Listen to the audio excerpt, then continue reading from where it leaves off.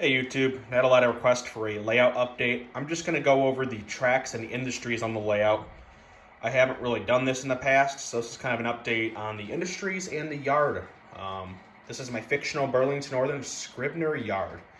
I've got a map drawn up here, kind of get an idea. There's 6 tracks for freight cars. You got an engine track, engine house track, a lead track, and a caboose track. Now we'll go over this lead track. This is the one closest to the building right here. There's an engine and a caboose on there. This is just used as a lead, pretty much a yard lead for the lumber yard spur, which I'll get to eventually. If you saw on the map, it says 2 pocket. There's a runaround track built in between 2 and 3 track. There's cars over it on 2 track, but 2 pocket is here. You can fit a couple cars in out of the way, so I call it a pocket. So that's kind of a nice feature to have. Really, you need kind of some way to run around your train in the yard. So definitely was a must-have, so I don't have to go out on the main line. And there's a signal department has their own fenced-in area. The fence opens and everything. That's cool, but that's not what this video is about. So let me put this under the layout. And we'll get to talking about this lead here that I talked about earlier. This lead goes to Southland Lumber. There's a little bit of a grade down here. It's hard to tell, but there is a grade. It goes down here, crosses this road. These flashers will eventually operate, and works its way down this weedy branch line. It goes all the way down to Southland Lumber. And I will show you, I have a car card system for all my cars on the layout. My wife has helped me out and make all of these because my handwriting is absolutely atrocious. So all my cars and engines are all documented with this micro-mark car card system.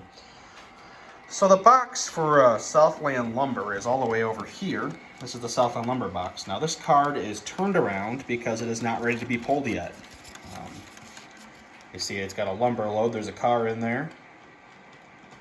And when it's flipped around, that tells the crews do not haul it yet. And these ones are for the other industries, which I will get to eventually. So this is Southland Lumber. Typical lumber yard. It's the Walthers kit. It's not finished. The fence on this side needs some work. They're not finished yet. Here's the building, needs an interior. This still needs the railings up. So that's Southland Lumber. We'll head over here and get a better look at Southland Lumber.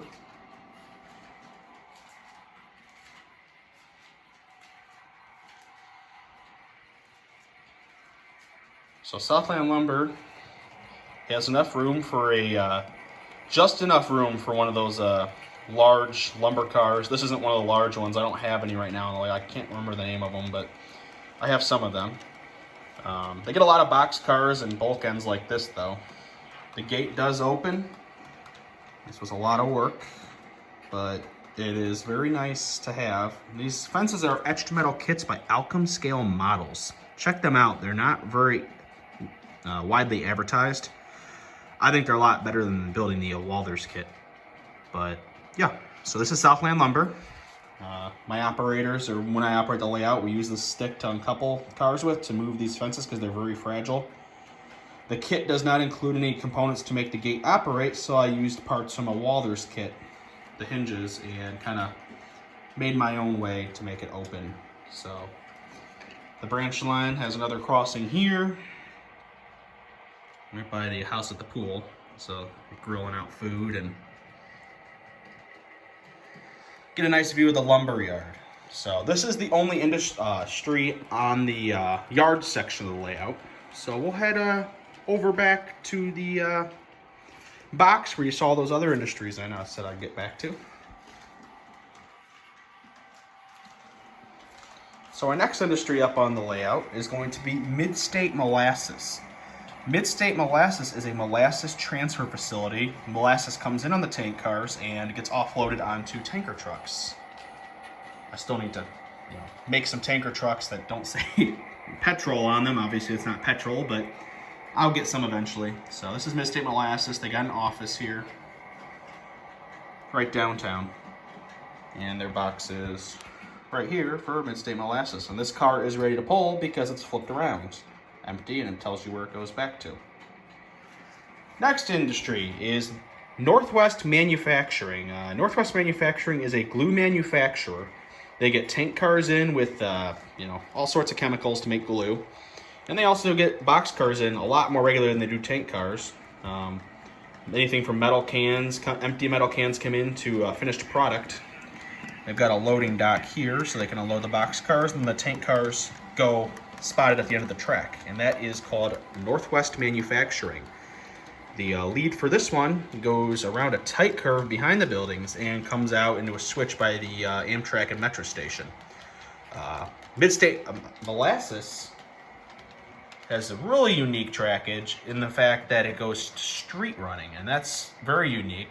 The trains are restricted to operate at walking speed down this stretch. Some of the buildings still need work on them, but it's all getting there. Rome wasn't built in a day, and just enough room for one tank car. There's really not a lot of room in there.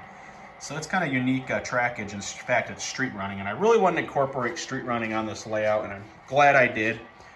The trains have to follow the traffic light, and they're only going walking speed, so that's not really an issue. So when the light turns green down there, the train can proceed slowly across. And they do have to have the bell on and blow the horn for the two crossings, one right here and the main one down there. So that is the lead for both Midstate Molasses and Northwest Manufacturing. So we come over here. This is the yard lead for Scribner Yard. Here's the yard limit sign. If you keep continuing straight, most trains divert off onto the main line going this way.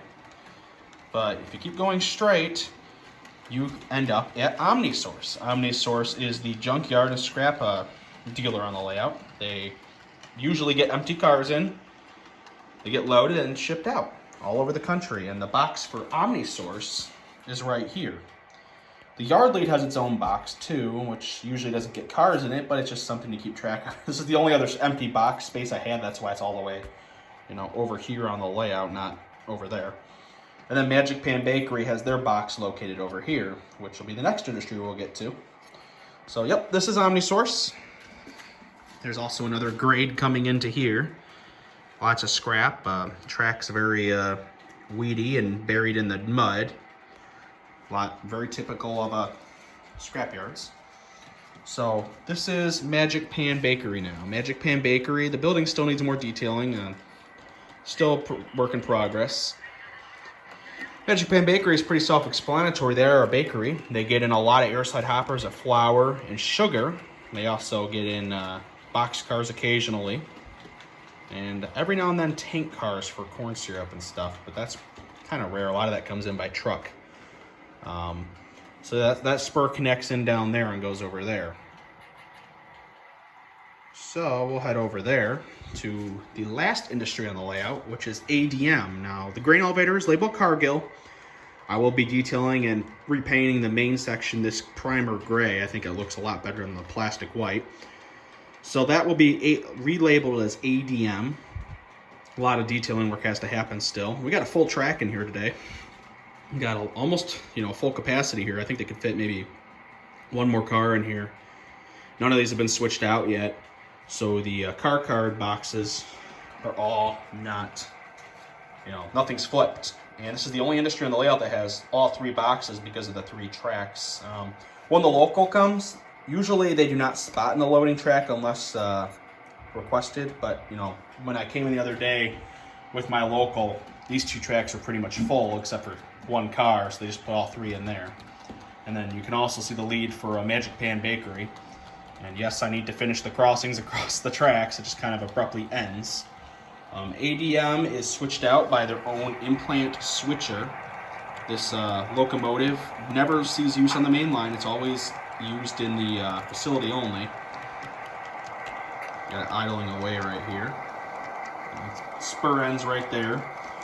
With as short of a lead as I got, you can only switch one car out at a time, which really can make for a challenging operation. This can take up to an hour when it's full to switch this entire industry out to load the cars in and out of there. So it's a very unique industry, and that's a job I have people operating itself when they come over to operate. It's just operating the grain elevator switcher, because I want people to spot each individual car under the loading dock or the loading bay, and they all get loaded and shipped out all over the country. So this video is just like I said, an update of the industries on the layout in the yard. So hope you guys enjoy this. Got kind of an insight of this layout. This layout's, I've had a great time working on this layout. A lot's been done recently. With this COVID-19 stuff, it's given me an opportunity to do a lot more stuff. I just finished all the shingles on this house. Been detailing that, turned out great. You got the pool scene. I think this is absolutely phenomenal. That's a 3D printed pool. That was a lot of work to paint up, all hand painted, and get the water in there and everything. It turned out great though, but that's all for another video. Like I said, this video is just showing off the industries and the yard. So thank you guys for watching. I hope you guys did enjoy this video. Stay tuned for more videos, guys.